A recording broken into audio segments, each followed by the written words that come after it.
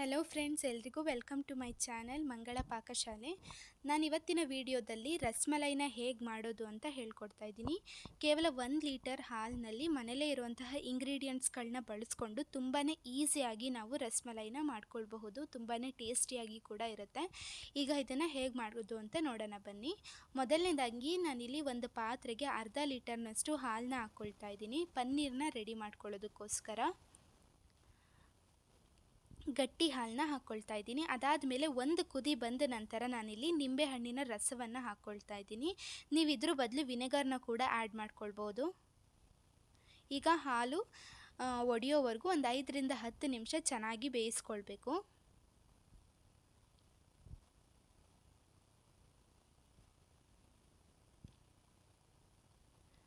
ಈಗ ನೀವು ನೋಡ್ತಾ ಇರಬಹುದು ಹಾಲು ಪೂರ್ಣವಾಗಿ ಒಡೆದಿದೆ. ಈಗ ನಾನು ಸ್ಟವ್ನ ಆಫ್ ಮಾಡ್ಕೊಳ್ತಾ ಇದ್ದೀನಿ.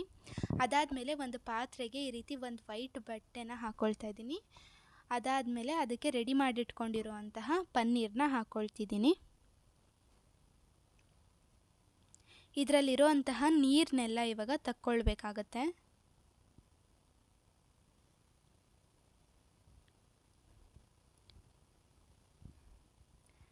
ಈ ರೀತಿ ತೆಗಿಬೇಕು. ಅದಾದಮೇಲೆ ನೆಕ್ಸ್ಟ್ ಮತ್ತೆ ನಾನಿಲ್ಲಿ ರೆಡಿ ಮಾಡಿಟ್ಕೊಂಡಿರುವಂತಹ ಪನ್ನೀರ್ಗೆ ತಣ್ಣೀರನ್ನ ಹಾಕ್ಕೊಂಡು ಒಂದು 2 ರಿಂದ 3 ಸಲ ಚೆನ್ನಾಗಿ ತೊಳ್ಕೊಳ್ಬೇಕು. ಅದರಲ್ಲಿ ಏನಾದರೂ ನಿಂಬೆಹಣ್ಣಿನ ಅಂಶ ಇತ್ತು ಅಂತಂದರೆ ಅದನ್ನು ಹೋಗ್ಸೋಕ್ಕೋಸ್ಕರ ಈ ರೀತಿ 2 ರಿಂದ 3 ಸಲ ನೀಟಾಗಿ ತೊಳ್ಕೊಬೇಕಾಗತ್ತೆ.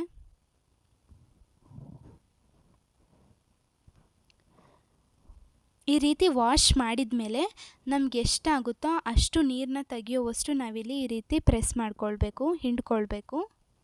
ಅದಾದಮೇಲೆ ಈ ರೀತಿ ಕಟ್ಟಿಬಿಟ್ಟು ಒಂದು ಕಡೆ ಎತ್ತಿಡೋಣ. ಒಂದು 15 ರಿಂದ 20 ನಿಮಿಷ ಅದರಲ್ಲಿರೋ ನೀರಿನಂಶ ಎಲ್ಲ ಹೋಗಲಿ ಅಂತ. ಈಗ ಒಂದು 15 ರಿಂದ 20 ನಿಮಿಷ ನಾನು ಪನ್ನೀರನ್ನ ಎತ್ತಿಕ್ಕೊಂಡಿದ್ದೆ. ಅದಾದಮೇಲೆ ನಾನಿಲ್ಲಿ ಇವಾಗ ಒಂದು 15 ರಿಂದ 20 ನಿಮಿಷ ಮತ್ತೆ ಚೆನ್ನಾಗಿ ಪನ್ನೀರನ್ನ ನಾದ್ಕೊಳ್ತೀನಿ. ಇಲ್ಲ ಅಂತ ಅಂದರೆ ನಾವು ಪಾಕಕ್ಕೆ ಹಾಕಿದ ತಕ್ಷಣವೇ ಪನ್ನೀರು ಕದ್ರೋಗ್ಬಿಡುತ್ತೆ. ಅದಕ್ಕೋಸ್ಕರ ನೀಟಾಗಿ ಒಂದು 15 ರಿಂದ 20 ನಿಮಿಷ ಚೆನ್ನಾಗಿ ನಾದ್ಕೊಳ್ಬೇಕು. ಅದಾದಮೇಲೆ ನಾನು ಈ ರೀತಿ ಒಂದು ರೌಂಡ್ ಶೇಪ್ನ ಕೊಡ್ತಿದ್ದೀನಿ. ನಿಮ್ಗೆ ಯಾವ್ದು ಬೇಕೋ ಅದನ್ನು ಕೊಡಬಹುದು. ಅರ್ಧ ಲೀಟರ್ ಹಾಲಿನಲ್ಲಿ ಇಷ್ಟ ಆಗಿದೆಯಲ್ಲ ಅಂತ ನೀವು ಅಂದ್ಕೊಳ್ಬಹುದು. ಆದರೆ ಇಷ್ಟೇ ಪನ್ನೀರ್ನಲ್ಲಿ ನಾವೊಂದು 7 ರಿಂದ 8 ರಸ್ಮಲೈನ ಮಾಡ್ಕೊಳ್ಬಹುದು. ಇದೇ ರೀತಿ ನಾನು ಎಲ್ಲದನ್ನು ಕೂಡ ರೌಂಡ್ ಶೇಪಲ್ಲಿ ರೆಡಿ ಮಾಡ್ಕೊಳ್ತಾ ಇದ್ದೀನಿ. ನೀಟಾಗಿ ನಾದ್ಕೊಂಡು ರೆಡಿ ಮಾಡ್ಕೊಳ್ಬೇಕು.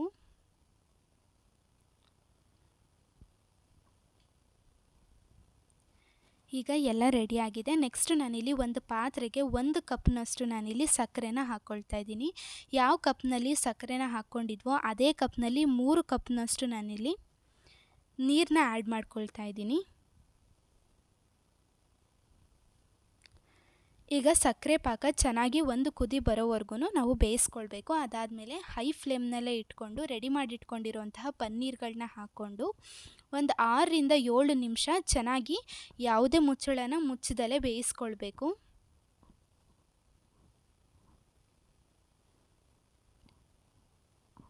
ಈ ಪನ್ನೀರನ್ನ ರೆಡಿ ಮಾಡ್ಕೊಳ್ಳೋದು ಕೂಡ ಒಂದು ಇಂಪಾರ್ಟೆಂಟ್ ಪ್ರೋಸೆಸ್ ಆಗುತ್ತೆ.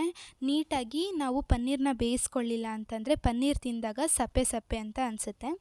ಈಗ ಒಂದು 6 ರಿಂದ 7 ನಿಮಿಷ ಓಪನ್ನಾಗಿ ಬೇಯಿಸಿದ ಮೇಲೆ ಮತ್ತೆ ಮುಚ್ಚಳನ ಇಟ್ಟು ಹೈ ಫ್ಲೇಮ್ನಲ್ಲೇ ಒಂದು 6 ರಿಂದ 7 ನಿಮಿಷ ಮತ್ತೆ ಬೇಯಿಸ್ಕೊಳ್ಳೋಣ. ಈಗ ಬೇಯಿಸ್ಕೊಂಡ್ಮೇಲೆ ಸ್ಟವ್ ಆಫ್ ಮಾಡಿಕೊಂಡು ತಣ್ಣಗಾಗೋದಕ್ಕೆ ಎತ್ತಿಟ್ಕೊಂಡಿದ್ದೀನಿ. ಅದಾದಮೇಲೆ ನೆಕ್ಸ್ಟ್ ನಾನಿಲ್ಲಿ ಇನ್ನೊಂದು ಪಾತ್ರೆಯಲ್ಲಿ ಅರ್ಧ ಲೀಟರ್ ಹಾಲನ್ನ ಹಾಕ್ಕೊಂಡು ಅದಕ್ಕೆ ಸ್ಯಾಫ್ರನ್ನ ಆ್ಯಡ್ ಮಾಡ್ಕೊಳ್ತಿದ್ದೀನಿ.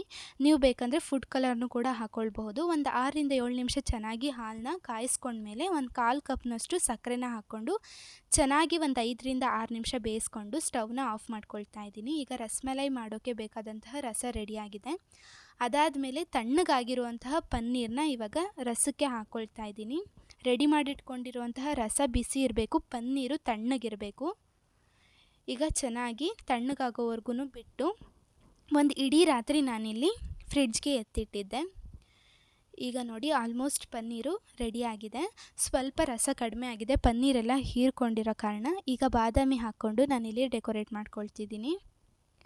ನೋಡಿದ್ರಿ ಅಲ್ವಾ ಫ್ರೆಂಡ್ಸ್, ರಸ್ಮಲೈ ಮಾಡೋದು ಎಷ್ಟು ಈಸಿ ಅಂತ. ತುಂಬಾ ಈಸಿಯಾಗಿ ನಾವಿದನ್ನು ಮನೇಲೇ ಮಾಡ್ಕೊಳ್ಬಹುದು.